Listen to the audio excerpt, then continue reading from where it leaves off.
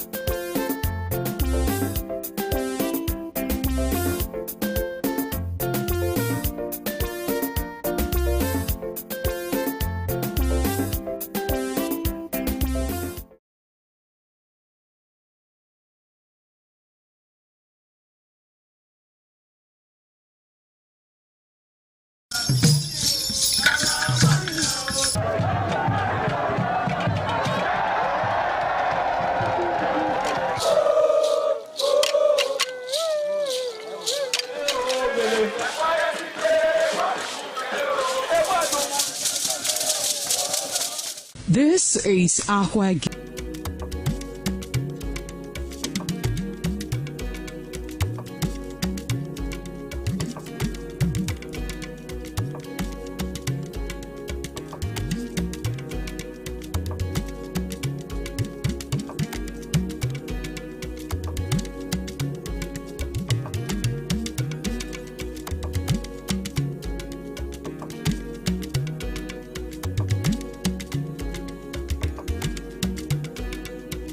To you. You're welcome to another edition of the program African Discourse on independent television. My name is Evan Sunokugie. You're welcome to the show. Today on the program African Discourse, we're going to be looking at the relationship between two nations. The relationship that has come of age, pre-colonial relationship and during colonial relationship and even post-colonial relationship. I'm talking about Nigeria as a nation and of course the United Kingdom. Now, 2 days ago, we saw that the president of Nigeria got an invitation from the monarch of the United Kingdom, talking about King Charles III, to pay a state visit to him on the night and on the 8th of March, and of course on the 9th of March next month. Now, when we talk about state visits, it's a big one. It's a big visit, there's no doubt about that. And it will amaze you to know that for the first time in almost 4 decades, that's about 37 years, this is actually the first time that a Nigerian government is having a state visit to the UK. And it's so surprising to know, I mean, despite the relationship between the United Kingdom and of course Nigeria, we understand that this is the first time in more than almost about 4 decades, that is more than 30 years, that we're having a state visit between Nigeria and the United Kingdom. So today on the program, we are going to be exploring the impacts of this state visit. So what benefit is going to be to these two nations, talking about Nigeria and of course the United Kingdom. And I have 2 guests on our program today. Very rare to find them, but I was able to get them because of, I had to do the calls and ensure that they will be on the program today. Well, first and foremost, join me to welcome a one-time NANS president, that's the National Association of Nigerian Students. I'm talking about Comrade Jude Imagwe, and of course a foremost foreign affairs analyst. He's joining us virtually this afternoon all the way from Abuja. Comrade Jude Imagwe, you're welcome to the show. Evans, thank you for having me, and good afternoon, Nigerians. Good afternoon, great people of Edo State. Okay, and also to a big brother friend, somebody that you call him, he gives you his word, and definitely he joins you on the program. A foremost human rights activist, and of course a veteran analyst when it comes to international affairs. Comrade Roy Orivabo is our guest on the program also this afternoon. Comrade Roy Orivabo, you're welcome to the program. Thank you. Good afternoon. Thank you for having me. And my dear friend, my comrade in the struggle. Thank you for seeing you after a very long time. Okay, all right. Thank you so much. Thank you so much, Comrade Roy Orivabo. Now, I will start with the former NANS president now, because I know when it comes to foreign affairs, you are so interested, most especially as it relates to Nigeria and the United Kingdom. Now, just the way it has it beats my imagination. I'm sure that it also beats your imagination as a Nigerian, that this is the very first time that we're having a state visit between the United Kingdom and Nigeria, in more than 30 years, to precise about 37 years, the very first time that we're having a state visit. Now, little wonder all those visits that some former heads of states have paid to the United Kingdom. I wonder the kind of visits, that they are. Anyway, Comrade Jude Imagwe, now give us your insights. How does it, affect you? How does it, impress on you that we're having a state visit for the first time in more than 37 years? Yeah, well, thank you again for having me, and thank you for having such kind of topic to be discussed. I think sometimes in 2019, President Muhammadu Buhari of blessed memory also had a visit that was tagged a state visit to the United Kingdom, except my memories or my records are not correct. But I felt that there was a visit of that nature. And I also felt that during President Goodluck Ebele Jonathan time, again, it depends on the nomenclature that is tied to it. However, as it is, a state visit is not usually just ceremonial photo taking. It's one of the highest level of diplomatic engagement that every serious nation take critical advantage of. It's usually a visit that is away from cosmetic, it's away from dancing, it's away from it comes with the full respect that the president is accorded. And when I say the full respect, it means everything that a president needs to diplomatically engage. That is the platform to which it is usually created. And I think the March visit for President Bola Ahmed Tinubu, as much as it's the first one, there are a whole lot of burning issues that the president and his team should take a very strong advantage of to see how we can do this. The king, His Royal Majesty, has done that, and I feel that historically, most state visits that has to do with diplomatic conversation, you go from trade renegotiation. We are very huge at wanting to see how we can have most of our commodities exported and having an open free market for people to begin to transact commodities. That is something that can be part of the conversation. We are currently having a very strong security situation, and we need global partnership, and we need these world powers to see how they can come in to intervene for us. That is a window period that the president should also cash on to. We're also looking at our cultural differences and educational exchange. It's also, you see, in the recent time past, we've had a serious complaint where they say we have exodus of our medical doctors leaving the shores of Nigeria. We also have exodus of our young people, students traveling out of the shores of this country to go study, and most don't find their way back. Those knowledge acquired there are never returned back to our country to make significant impact to economic growth, to national advancement, and to policy thinking. Those are some kind of exchange, education exchange programs that the government can look at. But I feel the summary of it is that every state visit, as real as it is usually an opportunity. And so that is why we will not be dealing directly with our own presidents and the team that will be managing our president during this visit. Before the visit, it is not when you get to the visit to begin to assemble the challenging problems and what you want to be demanding. You must take every meeting, every hour, and every opportunity as though you will never have them again.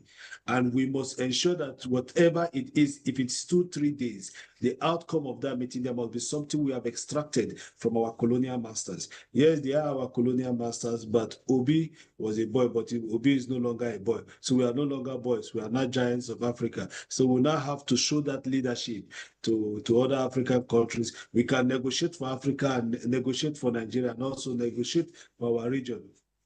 That is usually what I expect of this state visit. And I hope so strongly that the president team will not be sleeping. They'll be doing every and anything they know they needed to do to take advantage of this opportunity. And at the end of the day, we may have something come out of it better.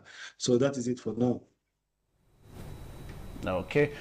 All right. So we'll see that the president has almost about a whole month to prepare for the state visit, because the visit is actually going to be on the 8th of March and on the 9th of March. So it's about a whole month from now for the president to prepare for that state visit to the UK.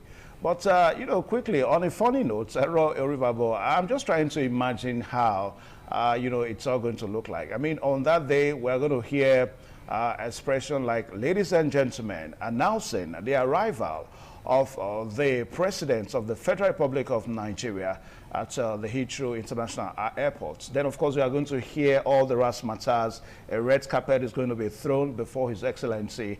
I'm talking about our own president, the president of the Federal Republic of Nigeria, Bola Ahmed Tinubu, and he's going to walk down, you know, that red carpet at the Heathrow International Airport. Now, state visit, just like Comrade Judy Magwe said, is the highest diplomatic, you know, engagement that can actually happen between two nations. So this time, we're talking about a colonial master, a colonial head, and a nation that Britain, you know, colonized. Now, give us your intake about how you feel about this state visits in March next month.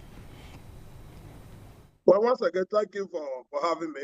You know, the state visit is a welcome development, something that is very crucial at this material time, considering what we are facing presently as a nation. You agree with me that insecurity is an issue.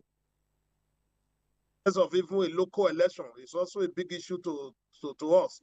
Therefore, I want to, my friend, our brother, when he said Obi Obi is not a boy. I want to tell you that Obi is he a boy on this contest. That Nigeria have not shown any sign of maturity in terms of progression at this material time. We are still talking about organizing a fair election. We are still talking about managing our resources. We are still talking about how do we conduct ourselves in a way that we can provide the basic thing for ourselves, which is the hallmark of government. Welfare and security of the people. All these have eluded us over the years. Therefore, this movement is a point of direction that the president now is supposed to articulate his position so that he will know where and manner or how to position and present it when he gets to United Kingdom. Seeing the king is a welcome development, but he must also, the handler of the president was at this material time, take a complete dossier, a very comprehensive one, to know what we are facing as a nation, to know what we'll be discussing there, to know that these are issues that we have not been able to settle after the colonial masters left us. After they left us, we are still where we are. Instead of we to be working, we are still crying. We are still struggling to stand on our own. We are still moving from one nation to another, looking for money to borrow, looking for not to take. We have not been able to organize ourselves as our people. And over the years, our president over the years back on this kind of a mission, we will be expected to discuss, a serious diplomatic engagement where issues of interest, mutual interest, will be discussed. But over the years, we don't see our president doing that. I believe President Tinubu, I wanted to demonstrate a radical departure from what we are used to. That when they visit, instead of them to look at the issues, critically examine the welfare of Nigeria as well in the United Kingdom.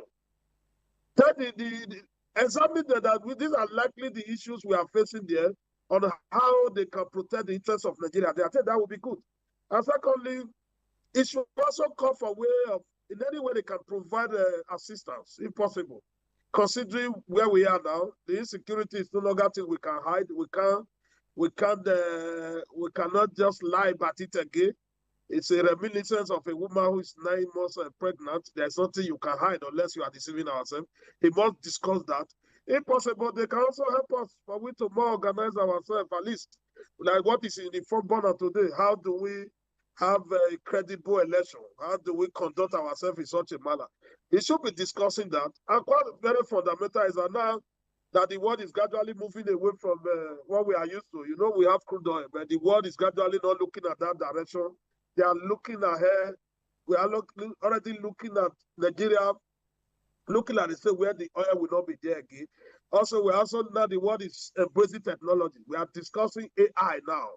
The Nigerian government should also be positioning ourselves in that direction with the king so that all issues will be properly evaluated and dissected. So that as a Nigeria, you will be proud to see your president in the United Kingdom representing your interests, discussing what is affecting your interests, not on the personal move. The president will go there and be looking for the best hospital where he will go and relax, looking for the best avenue where he will go and sit down. That is not what we want to see now, because it's a critical time in the history of Nigeria. And Nigeria government must be very responsible and responsive. I'm very sure, let me not be so negative, I'm very sure that the president is already aware of what we are facing as a nation. And the handlers and the managers of the president by this will be able to have a complete dossier, make a serious presentation before all of us when it gets to the United Kingdom. And not just a mere presentation and subsequent solutions. We cannot continue to just be lamenting without coming home with solutions. We want this state visit to be an eye-opener for all of us. It's a projection that will take Nigeria into another level of development. I think that's what we want to see. Finally, we want to see our president representing the interests of Nigerians. Furthermore, you should also use the opportunity to meet with Nigerians who reside in the United Kingdom to know what are their issues, the immediate problem they are facing there, and they also have a way to negotiate it out. For that, let me rest my case. Okay. All right. Now, Comrade Judy Magwe, let's take it from the other way around now, because there are some analysts that are of the opinion that perhaps this is another sure way to actually maybe want to put a kind of an approval on Nigeria, talking about our, the way we are seen internationally. I mean, We've seen presidents since the king ascended throne. That's about 4 years ago now.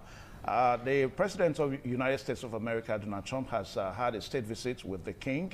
And of course, the president of Russia, Vladimir Putin, has also had a state visit with the king. Then the Chinese president, Xi Jinping, has also had a state visit. So now it is the turn of Nigeria to have a state visit. Now, what do you make of this against the backdrop that Nigeria has been designated a country of particular concern? I mean, ordinarily, a country that has been designated a country of particular concern, one would have thought that the United Kingdom, may not want to have anything to do with such a nation. I think first is to the extent at which those that have evaluated the Nigerian situation have paid it to be a country of particular concern. The indicators and parameters upon which presidents and heads of state judge instances before their table is different. So what would have informed President Trump's decision to place Nigeria as a country of particular concern may totally again be different from why the King of the Great Britain had also invited Mr. President. Now, again, whatever the challenges are, like I stated from beginning, what this matters for Nigeria is very critical and strategic. It's critical and strategic in the sense that my brother mentioned that we have not advanced. I think, yeah, I agree with his submission, but again, I do not think that we have not left where we were yesterday. We obviously have left where we were yesterday, but it's just that the managers of some of these institutions have not actually shown to us the capacity to which they needed to manage this institution. Nigeria is not the problem. It is those we have saddled with the responsibility to manage situations in Nigeria that are our problem. If INEC failed, it is not the INEC as an organization, it is the manager of the INEC that has failed. And I feel clearly that as much as we are always thinking that we will have to run out to see. You see, today we are celebrating it that our president has been invited for state visits. It is because we have turned ourselves to beggars. It is because as much as God has blessed this nation, we still feel that we do not have what it takes to manage ourselves. It is because as much as we have everything that is naturally endowed for a country, Nigeria still feels that they still need to look outside. I do not think that we'll have a time where people celebrate that the president is coming to Nigeria for a state visit. But every time we have this opportunity to go out, it becomes a thing. I've seen it in all the headlines, in all the flash bars. Nigerian president invited by King Charles for a state visit. It has become an issue. Now that it has become an issue, let us discuss how it matters and why it is mattered for Nigeria and the interesting strategy that Nigeria needs to be looking at. At the first instance, Nigeria now needs to take this window period to reevaluate our economic relationship with the United Kingdom. We have to do that. We have to look at our foreign direct investment, the FDI. We look at where we have bottlenecks, where we have challenges, expand our market access for Nigeria to expand beyond oil, like my brother mentioned. We must begin to look at our economy beyond oil, as my brother mentioned. And I feel strongly one of the major things we should begin to look at is the knowledge economy. And so it's an opportunity for our president to look at our economic relationship with the Great Britain and say, where are we? What are we having? If we want to go into export, if we want to go into production and consumption, we have more than enough to share to the other world. How do we get these things done? Do we have limiting factors why some of our commodities cannot come into your countries? What are the bottlenecks? What are these things that needs to be cleared from our agro community to ensure that our products are accessible to the Great Britain? If these things are taken off, and I tell you the truth, that agreement alone will turn majority of Nigerians, most of Nigerians, into one of the things they themselves have never believed. So one single engagement, one single policy conversation, one single approval can change the narrative. We can also look at the second aspect of it, security. We have a very serious security challenges as it states today. We cannot pretend about it. The other time, the United States, whom are not our colonial masters, but we practice close democratic tendency and principles with them. They came into Sokoto and they carried out an action. Our colonial masters are just by our door, 6 hours away from Nigeria. You are in the United Kingdom. And so it is an opportunity, rather than looking far, The United Kingdom is one of the world powers too, among the 5 world powers. So we can also look at issues that solidify security conversation. We look for means to get security assistance framework from the United Kingdom, combating insurgents and banditry. We look at our cyber cooperation, information sharing, and how do we get these things sorted. When we are taking these things one after the other, the government that we are visiting takes our country serious. Now, we can also, again, as something that we can benefit from it, outside economic conversation, outside security issue, we can also look at education, research, and skills partnership. I see parts of the world where lecturers have these exchange programs. We find it very difficult to begin to accept our own research product. Everything that IMF tells us to do globally is a product of a research institution. IMF don't sit down and carry out parameters, carry out indicators about indices of world health and indices of economic growth, indices of human capital growth. Institutions globally position themselves to carry out research work. The research work is what the government depends on. But in our own case, I do not want to say that we do not have researchers in our institution. It is that we have refused to take whatever research output comes out of our institution serious. Rather, we want to go window shopping, whatever they tell us outside, and we take them. And I can say clearly that may be some of the reasons why some of our problems are not being solved. Because research findings from other countries and their suggestions is not also synonymous with our own problem and do not also have a reflection of what our problems are. So if we have researchers at home carry out research work on our problems and create solutions through mitigating circumstances or see how we can get this gap covered. But this thing again can also be strengthened if our president in this visit look at our educational system and look at that of the Great Britain. Look at some of the things we can borrow and some of the ideas we can share. Do we have to look at skills? Do we have to look at exploitation of education partnership and the rest? Then there is one of the biggest things that is strong in conversation today, climate change and sustainability development linkage. The president has to see that. But I also, on my own personal advice, do not think that we should model up too many things in this visit. The president can just be strategic to two. Strategic to our security and strategic to our economic partnership. If we get these things done and we strengthen them, the windows for others can naturally on their own come up. So I will advise the president and our advise his team, like I will say, that it is a time for critical reflection and critical sit down and work. Like my brother mentioned, Roy, he said the president still have a duty to see how he can meet with the Nigerian community in the United Kingdom. But one limiting factor that we are going to be having, it still takes us back to why, as it speaks today, we do not have ambassadors that are designated to these respective countries. These are roles that they should play before the arrival of Mr. President.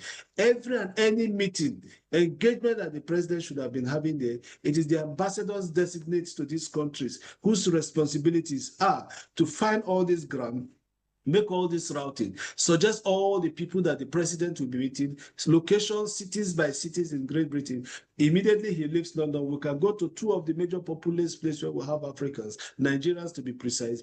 The president meets with them and still come back to the Buckingham Palace and say, okay, outside what I am bringing from Nigeria as a problem, my Nigerians residents in your own country, these are some of the challenges they are having, ranging from several oppressions that they suffer in the United Kingdom to suffer harassment, to suffer workplace harassment, academic harassment, social lifestyle harassment, and all the rest. If all these things are harnessed, put together, it becomes the duty of an ambassador, if we had to also put them together and say, Mr. President, these are the problems that we're having at home. But in your country, I have my citizens that are also residents in your country. They are also having some limiting factors on how they exercise their rights as citizens in this country or as immigrants in this country. These two are issues that can be discussed. So the summary of it is we are looking forward to seeing that the president doesn't go there and his team converts it to something else. It is not a platform for campaign.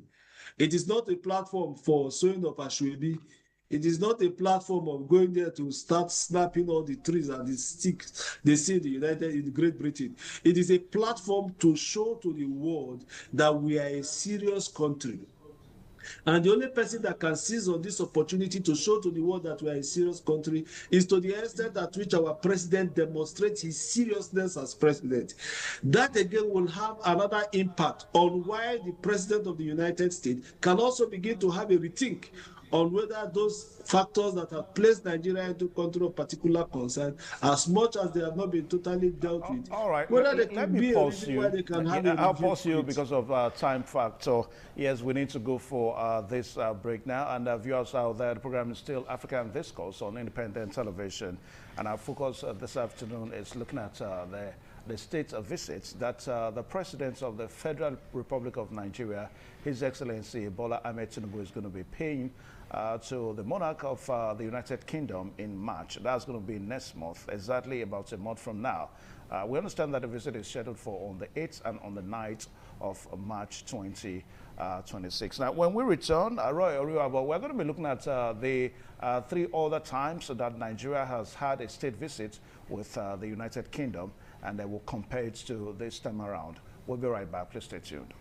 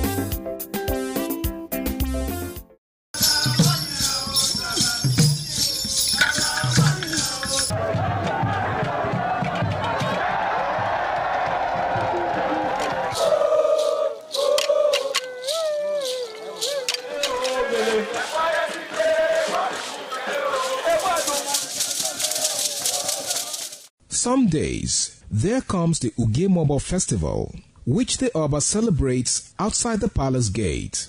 A pavilion is built of red cloth where rites are performed to drive away all evil spirits still unsatisfied by the year's sacrifices. The Ugemobo Festival is to commemorate an event in Benin history which dates back to 1504 AD.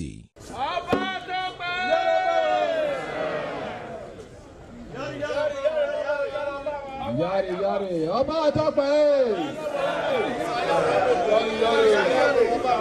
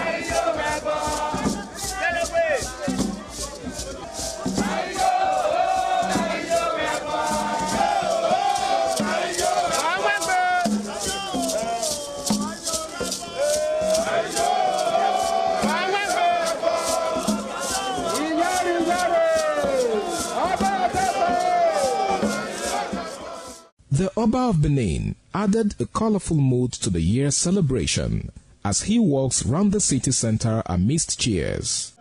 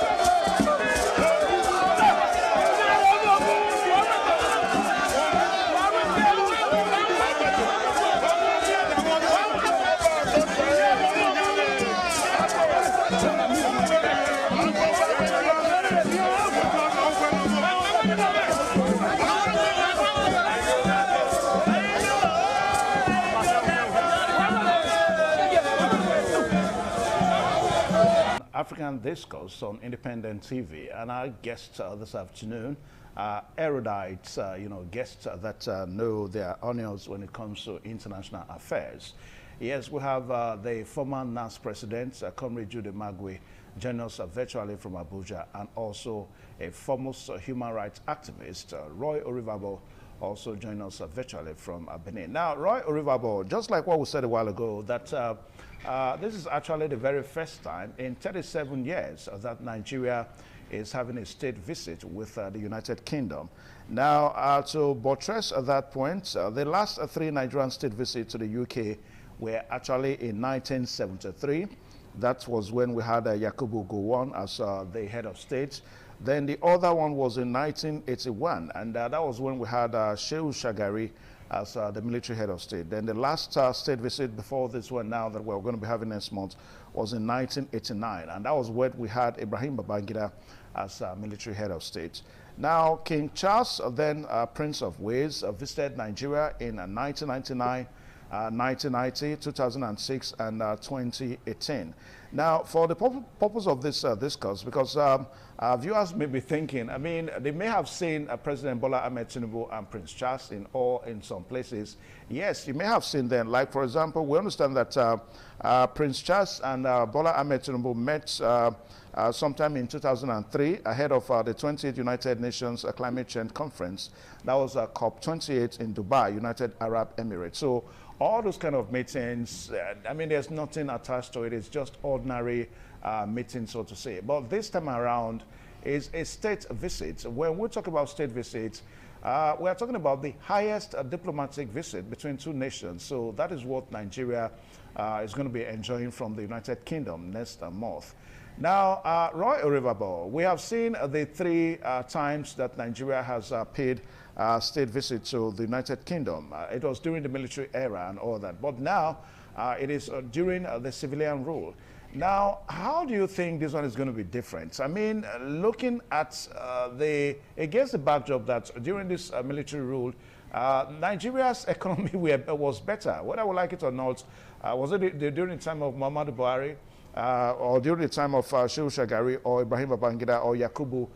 The nation's economy, was better then. So what do you think? How do you think this one is going to be different at this state visit now that we have, a civilian president?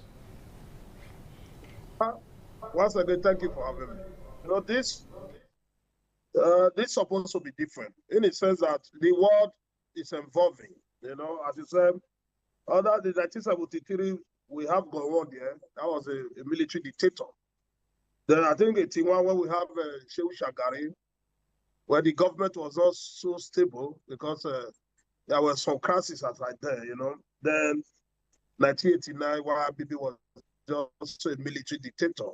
Then the reason why we are saying, as at then, what we have was that the world was here embracing, walking around what I call the crude nature, Now we are embracing and we are evolving around AI. You understand? AI is now what is new in the market. Now, as of today, we are no longer talking, most of those countries are no longer talking about the natural, the oil we are used to. We are not discussing a cleaner environment. You know, as of today, people are no longer discussing what we're discussing there, you know. As I said, society is evolving. In all these 3 times visits, this may visit, these our former leaders were in the United Kingdom. There was nothing to show for it. I did a research and found out that there was nothing to show for it. All issue they presented that to date is this the same issue that will be presented. Therefore, there was no issue they discussed then that we have a benefit. And the reason is that Nigerian leaders have a way of going to this country, and when they are moving, they always position themselves as a servant-master relationship. Then any arrangement that see you as a servant-master relationship, there's usually not a positive outcome. And I hope and pray this time our president was able to showcase and demonstrate that it's not just the president of Nigeria, it's the president of the largest nation in the world. The largest black concentration of black race in the world. What does that show? That in anywhere you see 5 black men on the surface of the earth, just know 2 are going to be from Nigeria. He must be able to demonstrate that based on what the natural things God gave to us, the natural resources, Mr. President must be able to demonstrate and showcase that to the world. Using the king as a direct contact that over the years, if it is possible, if I were deputy president, I will be discussing areas with the king, how they have managed us when they were our colonial masters. Some of those issues they did not do well. Very just now, you had a court judgment in I think in Enugu, where they have been instructed to pay those that were eliminated, those slaves that were eliminated by the United Kingdom. Their masters, therefore, the president must use this opportunity to tackle this matter and present it, so that the king will know that this is the time to rewrite history. This is not the time for the president to go there and start romancing with them. It is not that, because if we romance with them, at the end of the day, we'll end up to be a mere jamboree. There is nothing. Therefore, we must be very critical, very strategic, and very direct to the point. As of today, you were once our colonial master. We appreciate this. We have moved from that colonial era. We are now in post-colonial era.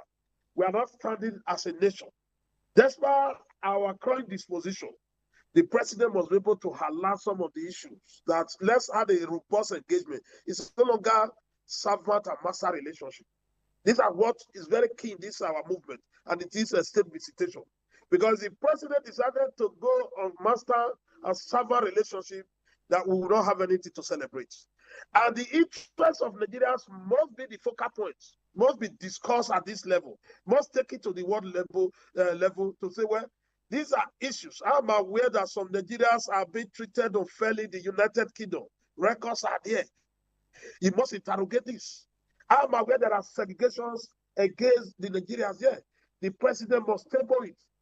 And he also be talking about some of our artifacts that are still lying down, that are yet to be repatriated to Nigeria. The president must also work on this.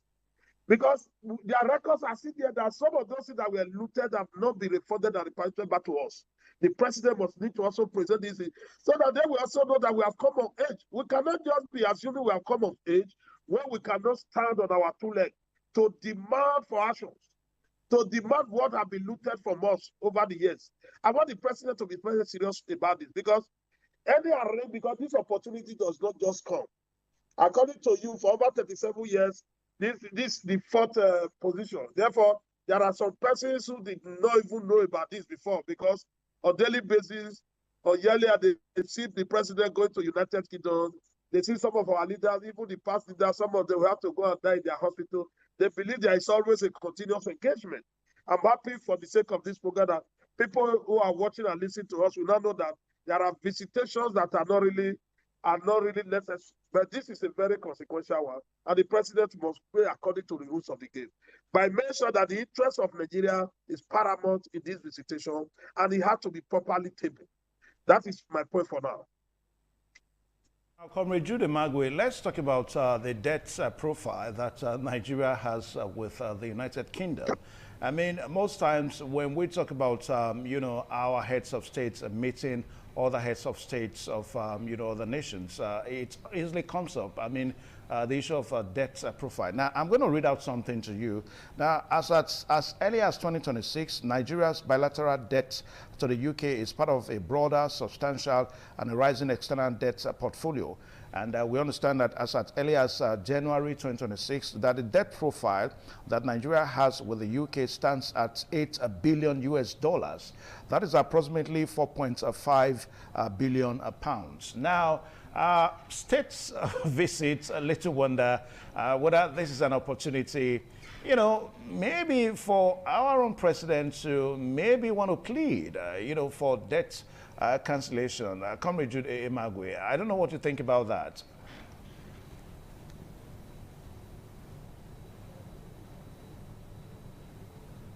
Comrade Jude? Yeah, my brother Evans. Yeah, my brother Evans, thank you for this question.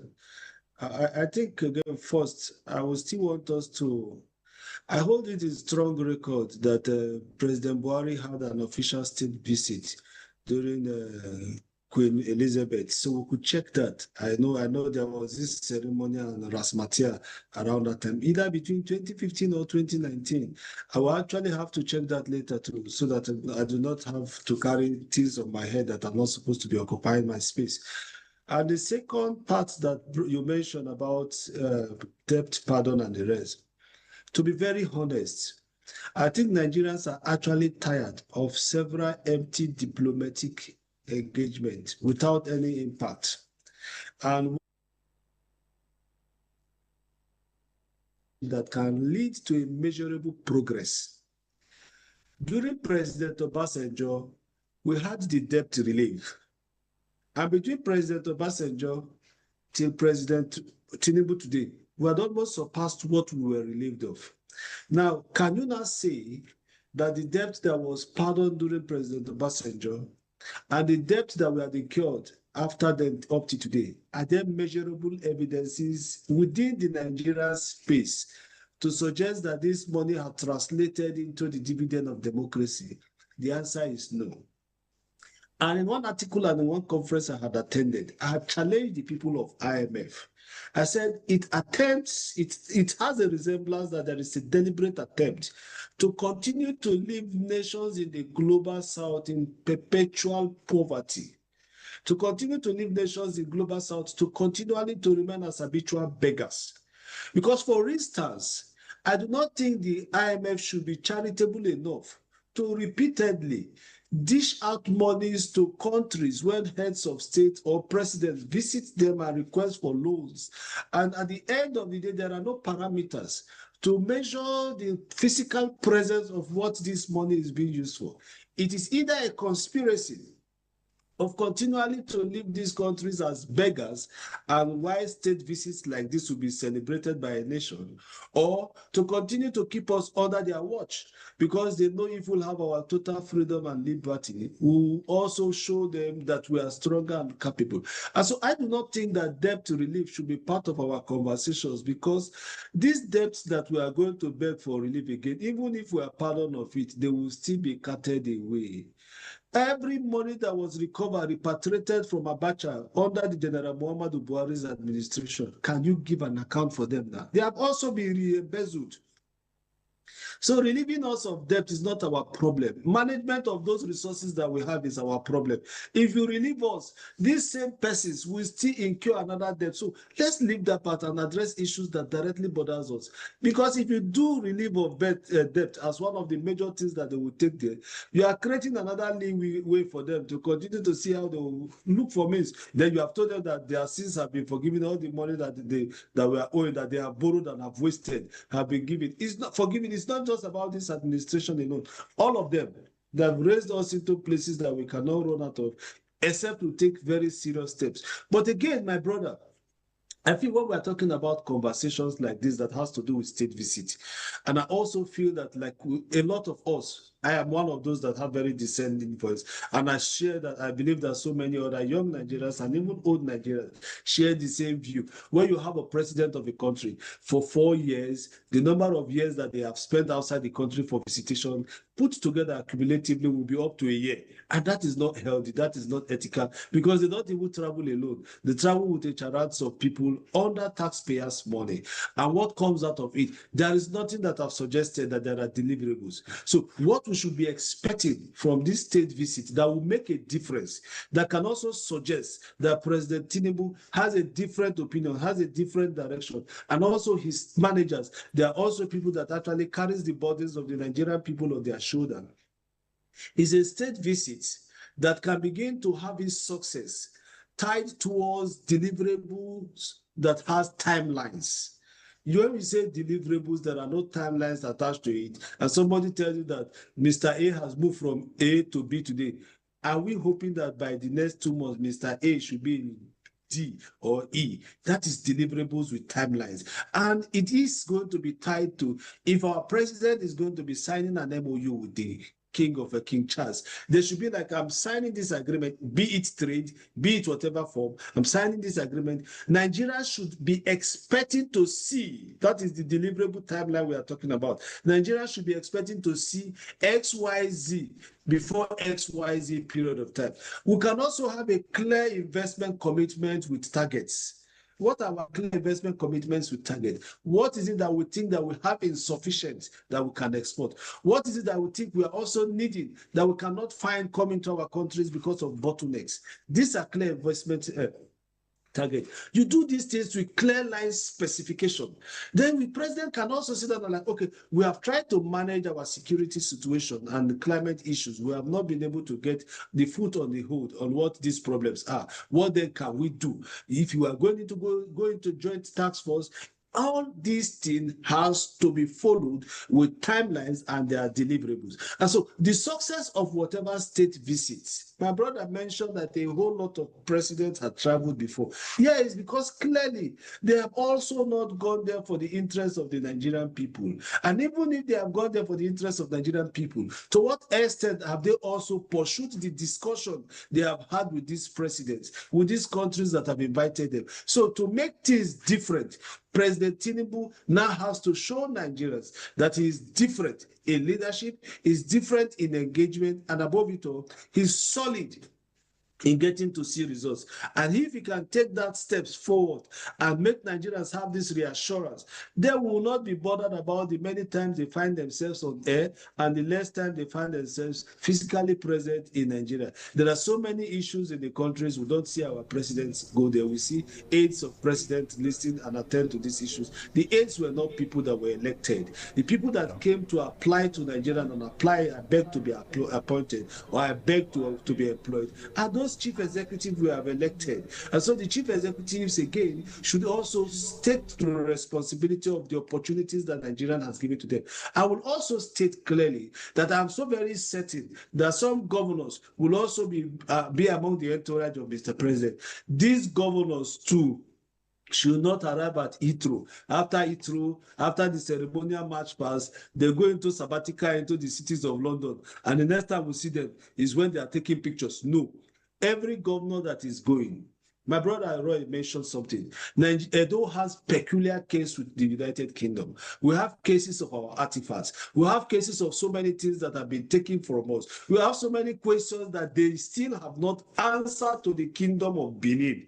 It will also be an opportunity for a governor to say, Mr. President, since you are going to the United Kingdom on XYZ meeting. So I will also think that a president that wants to put a robust demand in this should immediately commission the governors of their respective states to say, what do you think are the problems across our regions? Where do you think we now need to hold the Great Britain to account? Edo in particular, because we have serious cases with them that have not been expunged, that have not been resolved. Not only Edo, a lot of states have, but those cases is peculiar. What are these issues? When the governors put these things together, Yeah, when the governors put this thing together, it becomes a working document because every reflection of the governor is a reflection of the citizens of the Federal Republic of Nigeria. They become a working document. It may begin to chart a pathway, and by their so doing, the president may come out with something different, and we all Nigerians will be very proud to say our president has gotten it right this time. He has gone out, he has returned, and there are deliverables with timeline. I will be happy for the next time we see him catch any flight that is traveling. All right, Comrade Joe, thank you. Now, Comrade Roy Orivabo, before we let you go quickly because of time, now, I just ordinarily, this ought not to come up, but we need to bring it up now because somebody tweeted, into the program and is trying to make suggestions that the presidential handlers should be a bit more careful this time. I mean, we saw what happened when the president was in Turkey. I mean, it's natural though. I mean, the president stepping on his, his steps, missing his steps, and almost falling down. I mean, it's natural. But don't you think the presidential handlers should work out things like that? I mean, we are having our own president in another nation so that we don't get to see those kind of things we see whenever the president is outside the country. Quickly, Roy Orivabo. There must be protocol now. The protocols must be available at that level. But what the issue is that the president is a human being, considering his age. Most of his age mates in Nigeria, they cannot move from their living room to their sitting room. Therefore, that tells you that it's not easy. Some people are struggling for over a week now to move from their living room to the bedroom. Therefore, the president is a human being like anybody can make any mistake, anybody can wobble, anybody can fumble. Let us not be an issue. But it's quite what is quite fundamental in this discussion is that, as I said, the president going to the United Kingdom on state visit, issues it need to be very bothered by that. Issue like Edo State as a peculiar state, we are still talking of the looted artifacts. Therefore, I am calling on the president to include that the executive governor of Edo State, a man that is doing well here, so that the issue of Ebola can be critically be examined here. Look at the interest of the United Kingdom in all these things, and then we also position and present their position. That will help us. I'm calling for this so that we have an opportunity for the president to have a more robust engagement. If there are issues that are far away from the president, our executive governor here can immediately, furnish the president with the latest development in terms of what's going on in regards to the Ebola, because this is an international movement that all of us are happy about. We want to see the sustainability. We want to see how it's going to affect the life of the people. And that's the reason why we are calling for this, that the president needs to consider the executive governor, my dear brother, who is doing well in the dossier, to be among the entourage heading to the United Kingdom, so that the issue that have to do with the dossier will be critically examined and resolved adequately for the benefit of all of us. Thank you for having me. May God bless you, my brother. All right, thank you so much, Roy Orivabo. So this is where we'll draw the curtain today on the program, African Discourse, and we'll have a whole month. I mean, the president has a whole month to prepare for this state visit in the UK. And we also understand that the royal guards in the United Kingdom have been preparing for our own president to ensure that the president has a smooth visit during the time he stays in the UK. We want to say a very big thank you to you, Comrade Judy Magwe. I mean, finding time to join this program today, it's really beats, I want to say thank you from the bottom of my heart. And also, big brother friend, Comrade Roy Orivabo, also thank you too on the show. Well, until same time and next week, when we will come with another topic and, of course, another set of guests on the program African Discourse. My name is Evan Sunokogi. Good afternoon.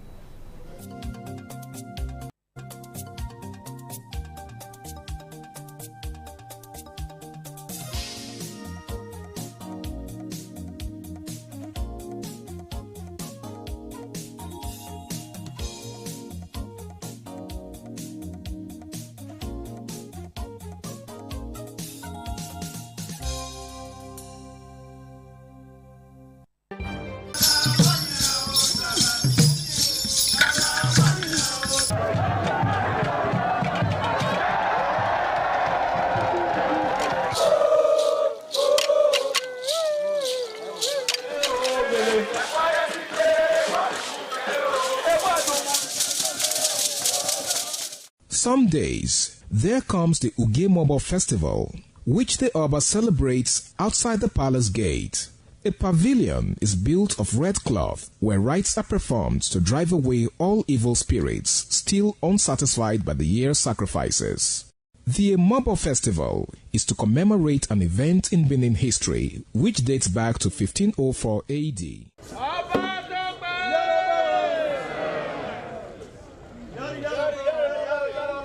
Yari yari, Oba Tope!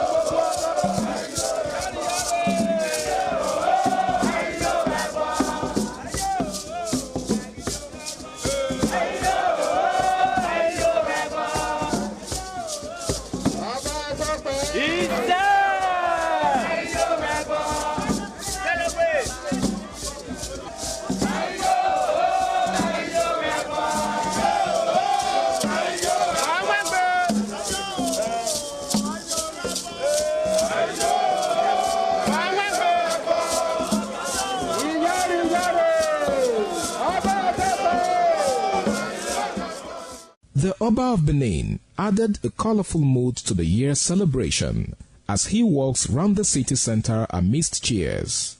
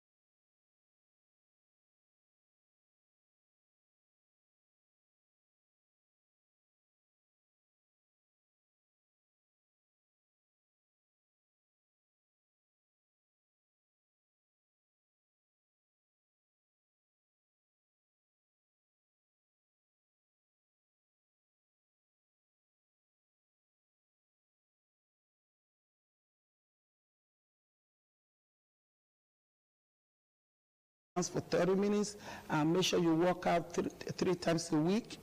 Even if it's for 30 minutes, you don't know how much you are saving your life. So that is number one. Another one is eating healthy food. I always tell people, being someone that is being recognized as a sick person, it's not that you cannot change your life. You cannot change from being sick. All you have to do is to change your lifestyle. Do you eat heavy food? Do you eat late? Do you eat, what kind of food you eat? What kind of, what do you do when you eat? What you look at the food you eat? You know, it's healthy living is big these days because people are not living healthy. People abuse food, they abuse alcohol, they abuse life. They don't sleep, they are all night partying, all night, stress, load of stress. So stress is a silent killer. It leads to high blood pressure, it leads to diabetes, it leads to everything. Your mental status has to be intact. You have to have a balanced life. Okay, Your so quality of life has to be balanced. Okay, talking about quality of life and especially food, we live in a society where what we eat mostly is carbohydrate. You can wake up in the morning, you're taking bread, in the afternoon you're taking maybe eba, in the night you're eating pounded yam. It's all carbohydrate, all right? So how do we change from all of that? Because I know that food also contributes, according to you, to the kind of life you live. Yes. So how do we manage all of that to have a balanced diet, eat healthy, and be okay with the kind of food that we eat? Because you said we abuse food, and it is true. Yes. So how do we deviate from that? How do we change What I started lecturing lately, you know, as someone that do talk about health, because I have a concept called Get Inspired, with Dr. O concept. It came up a few years ago during COVID, where people head talk. Yes, where people not only head talk, it goes all around, whereby you have the how, Dr. O have the formula for the how. I just got my channel TV right now from in Nigeria. I've been in America with all that talk, but now I'm bringing it home because I'm tired of hearing people are sick, oh, diabetic. I went to the village, oh, this person cannot walk. I look at somebody, I can see their eyes, I can see that their kidney is already failing, and I'm able to see their facial presentation, their movements, the way they eat. It's just horrible. So I went to the governor's house in the village this last weekend, and as I was there, a lot of people were waiting for him. So I took advantage of that because right now my main reason of coming to this country, right now that I've retired, to impact the world, impact my country, impact especially those states, so that people can be living well. Because as I was sitting with them, I can look at them and say, oh, you're all waiting for the governor, right? They say, yes. I said, okay, my name is so, let me start to keep you busy. I said, how do you eat? When do you eat? Okay. What kind of food do you eat? Okay. Because my quote is always, I published a book 2014, which is going worldwide. So it's on Amazon, it's on everywhere you can find the book. It's a God Will Not Let Her Fall. I talk a lot about that in there, whereas it's not what you eat that makes us to be sick. It's how you eat, where you eat, and what you do after you eat. So tell us how and the when and what to do after eating now. Thank you. So when you eat, do you eat in the morning, afternoon, and evening, maybe 8 p.m., 9 p.m. after you eat, you watch a little television, boom. Sometimes you even sleeping on the television after eating a normal. Then how you eat is a very, very, very, what you eat, how you eat, what you do after you eat is, after you eat, what do you do? So this is my formula. This is the how. Let you bring it out to me as a how. Yeah. And I'm going to give you the formula for the how. Okay. You have to eat healthy. Eat healthy food. You have to balance your diet, okay? If you are that kind of person, you love to eat fufu, this, that. In Nigeria, you are so lucky. You are able to get fresh vegetables. Complement your carbohydrate with veggies, so that can help to suppress the carb. Do you know what happened to us? Do you know why people are diabetic? Do you know why people are sick? Because, you know, in the morning, you eat breakfast, right? So the way the body is wired, the body will say, oh, here comes food, let me keep part of it. I want this to be the take-home message, and that will just be, that will cover your questions. Let me grab some of this food and keep. Then you eat again in the afternoon. Oh, another one is here. Let me still add some to that. Then in the evening again you eat. You say, oh, let me add more. Okay. As you start to go, this will now be affecting what we call the cortisol. The cortisol. That is where the fatness comes when you start to see how people have a pot belly. Before you know, they start to have diabetes, high blood pressure, high cholesterol, or start to have all kinds of cardiac arrest, even leading to cancer. And these people are eating this food, they are not flushing their system. You're not drinking enough water. You're not drinking enough water. You eat, and the body, the way the body is wired, we only need a little amount of food to survive. The body only take what they want. So now you are overeating, you are weighing down the body. You are overweighing down the body. People wake up, they say, oh, I can't walk. You see them, they're so heavy, stiff. Then if you really are the person that eat, what I recommend, okay, to have a well-healthy living lifestyle, because it's not too late to change. Okay. You want me to fix it, right? Yeah, go ahead and fix it. That's why you're here. Good. So what I recommend right now is, if you're not hearing this before, for everyone hearing my voice, practice this. And when you practice what I'm about to say, and you go to your doctor the next visit, you're going to be talking doctor, oh, you're going to be looking for a way to hit on my platform, to get on my platform to see. Okay, so that's what is next. Dr. O right now. Time. Okay. Yeah. What you do is, in the morning, learn to fast. Okay. Fast. Give your stomach a break. Give your system a break. You wake up in the morning. I always tell people now, if you are over 60, when you wake up in the morning, don't just jump. So eating. Because, not only eating, don't jump and get up, because you can fall. Okay. The problem about 1 killer of older age people is through fall. That's where they have injury, that's where they fall, they have other complications going on. So when you wake up, you relax a bit. You relax based on your bed. Okay. Make sure you feel your hands, feel your legs, you stretch, and just kind of like sit up, nice and slow, sit at the edge of the bed, and stretch your legs out, Say, okay, that's good. Then slowly, you sit down, you grab a bottle of water. Okay, room temperature or cold room water? Temperature. Okay. Water is the best medicine. If you fall in love with water, you are falling in love, you are having a good head. Okay. So you drink that water up straight.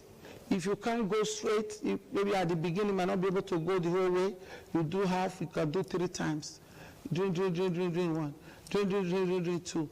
Drink 3. So then you relax.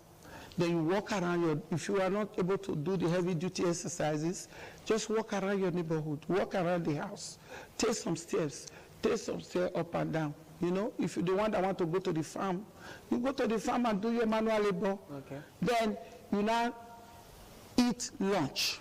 Okay, so you skip breakfast. Yes. Then you do lunch. If that is what you want to do, there are different ways. People might decide to eat breakfast, but they will skip lunch and they will eat dinner. So all I'm trying to tell you, the key thing is to eat twice a day, or even eat once a day. Okay. If you know you're already having health issues, everyone that is above 60 shouldn't be eating. What do you have business with eating 3 times a day? Once a day. Once more food a day. Exactly what and that food should be eaten from 4 to 5. Eat before 6 o'clock. Eat before 6 p.m. Okay. Because you have to have allowance. Your belly, your system have to breathe. When you start to eat, if you give your stomach a break, the food that was stored in the morning, let's say you eat breakfast, the food that was stored in the morning, in the afternoon, there's no food. They say, oh my God, no food. What can I do? Let me take from the storage. Then if you decide to not even eat dinner, you say you eat dinner a little bit. You don't eat like a whole bowl of eba. You eat a little bit. But you are hungry. So after 6 o'clock, you're hungry, keep drinking water. Water can make you survive. To wait till the next morning. You understand what I'm saying? Then your stomach will not be, your body will not be like adjusting. Things will start to repair itself. Will start to repair itself. If you look at what is going on these days, a lot of young people are dying. Why are young people dying? A lot of cancer everywhere. Why are this happening? That's the topic of another day. But for the So once we change lifestyle, things will go smoothly for us. And Change then your- when you imbibe the culture of taking water a lot. stop eating too much and keep drinking water. Eat a little bit, eat healthy. If you pass the age of 60, before you eat, put the food on your palm. See what you are eating. Don't just see food and be swallowing. There are certain food that are healthy that you can eat if you to avoid diabetes, to avoid high blood pressure, to avoid high cholesterol, to avoid stress, even stress management. Don't put your stress into food. Okay, Dr. O, we're going to take a very short break, and when we come back, we'll continue with the program Healthy Living. Do stay with us.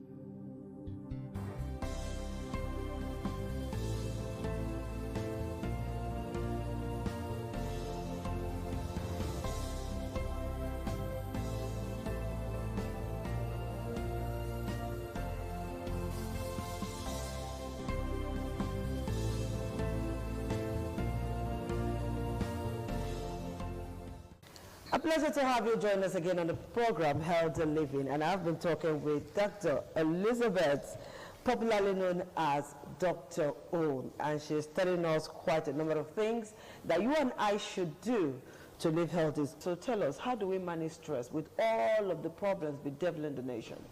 Good. The first rule of thumb in managing stress, you have to learn to meditate. Okay. Learn to meditate. If you are a Christian, learn to have something that give you that mental clearance. Because if you keep putting debris into your mental state, you're going to be all blown out with stress. Stress can lead to weight gain. So what are you going to do? Are you going to keep eating to get stress? Don't let stress bring you to food, to the dining table to be eating. Then one, involve yourself with exercise. If you are involved in an exercise program, it will help you to get yourself, you'll be like a different person. Do you have to go to the gym to exercise? No. Or you can exercise at home? That's what I tell my patients. You don't have to go to the gym. The exercise is in your house. Okay. You have a gym in your house. I always ask my patients, do you have a wall in your house? They say yes. I say, okay, use the wall to your advantage. Then I will ask, do you have any floor? You say yes. Do you have a chair? They say yes. Do you have anything you can just put your hand and stretch or do? Everything is within you. Okay. If you cannot afford a gym, do you have a place you can walk? Do you have a school in your town, around your area? They go to that school and walk around, exercise, and drink a lot of water. Exercise is the key. And stress, exercise can really eliminate a lot of problems. It will reduce stress level, your stress level. Yes. It will reduce your obesity status. It will reduce your mental health, and it will also help you to build good relationship around you. Okay, let's look at the issue of sleep. A lot of us suffer from sleeplessness. You know, so how do we manage all of the, and stress too contribute to one not being able to sleep. So how do we marry all of this together to be able to have a good night's sleep? Okay, what I always tell people is learn to meditate. Okay? Still meditation. Meditation is so good. Like me, I have a time to myself. As a Christian, you have to learn to spend a quiet moment with God. I don't want to go into deep. This is not the Christianity, then this is all medical. But it affects you, you know. Try to stay with positivities. Let anybody giving you negative vibes, stay away from that person. Okay. And be positive and go to positive. If anybody that cannot compliment what you're doing right, don't go to that person. That person at all. Eat less. That will help to manage your stress. Eat less and do more fluid, drinking of water, room temperature water. You understand? And stay away from sugar. Sugar can make you go hyper. Like drinking all this, what do you call it? Not soda. You call it minerals. Okay. So a lot of alcohol. Like I tell people, because I own a bar, I have the biggest bar in New Jersey, in the state of New Jersey. I have the biggest liquor license in the state of New Jersey. Okay. So what I tell people, even when I'm as a businesswoman, you know, the more they buy, the more I make money. But I don't do that. What I tell my workers, my managers, I say, what we do, as soon as they are giving you drinks, we have water to complement it. If you are drinking alcohol, have a glass of water to push it down. Because the body only understands the water system. Body was not created to be taking alcohol. Even when God created that, we didn't know nothing about alcohol. People just formulated things that will help to feel better, to relieve stress. People say, I go to the bar, I drink. I've seen everything in life, whereby people drinking and all of that leads to all kinds of diseases, kidney problems, or liver, all kinds of everything start to shut down. So what I tell people is, if you start to exercise, from tomorrow, you start to manage your stress, either by meditation, exercise program, you do yoga, yoga, you do this eating, intermittent fasting, they call it. Like you have a window to eat and a window to fast. Then let's say you want to do, like me, I lost like 130 pounds. Wow. I was heavy, yes. Then you can't blame me. I have 4 children in college, a single mother. I have to pay their tuition, no student loans. I have to work, plan to practice. From there, I still go to the hospital to work extra job. Anytime there's a job that attack to money where I can grab it. If there's snow and I can't open my clinic and I have patients not able to see me, I put shovel in my truck, I go there, I shovel, I go there, I see the patient. All right, Doctor, we're running out of time. Movement is the key. Yeah, to all of we're this. running out of time. Yes. Now. So what's your pattern statement on healthy living to those who are watching you now, before we call it a wrap on the show? Okay. Well, my fellow Nigerians, or whoever is listening to me right now, anyone hearing my voice, from today, you can start today, eat everything you want today, but tomorrow when you wake up tomorrow morning, I want you to be a different person. I want you to start by drinking water, a lot of water, making sure you stretch and exercise, learn to walk around. Then stay away from people that are negative. They bring negative vibes. They bring their negativity to you. Then you see yourself. I always tell my patients, who you greet first in the morning will determine how your day will go. Wow. Stay away from stressful people. There are people that no matter what you do, they will never be happy. If I'm with you and I see that all I hear is negative, complaint, and I try to help you, and you still complaining, I will leave you to God. I move to the next level. You understand? I refer you. I say, come, you belong to this program. Yes. And they do get better because there's a lot of things that really stress people out there, especially nowadays, But all you hear is cancer, divorce, this, that. It's a lot of problems going on. Yes. All right, Dr. Elizabeth Okoruwa Okoji Ojugo, a.k.a. Dr. O. It's a pleasure to have talked to you on the program, and we appreciate you. I'm hoping that next time we'll do more of this, okay? Of course. And I think coming to woman will do some women a lot of good, because you've got so many positive vibes I would like you to share with women. Of course. All right. That's what I'm here for. I'm doing my body.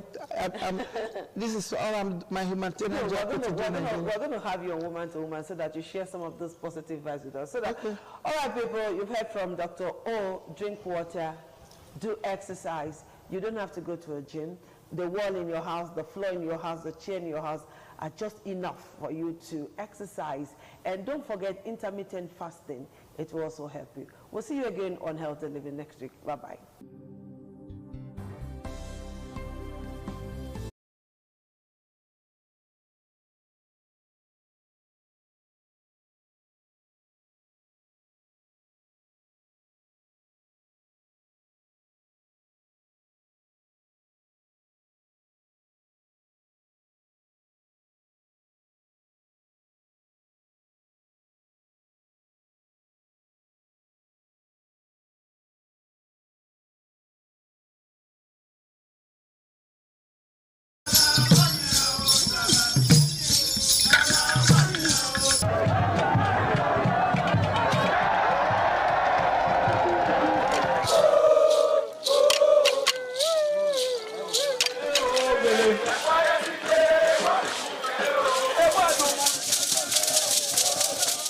Some days, there comes the Uge Mobile Festival, which the Oba celebrates outside the palace gate.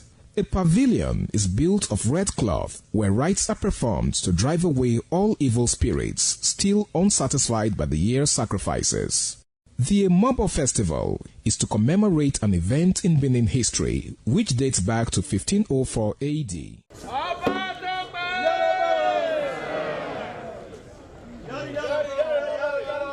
Yari, yari, Oba Tokwe!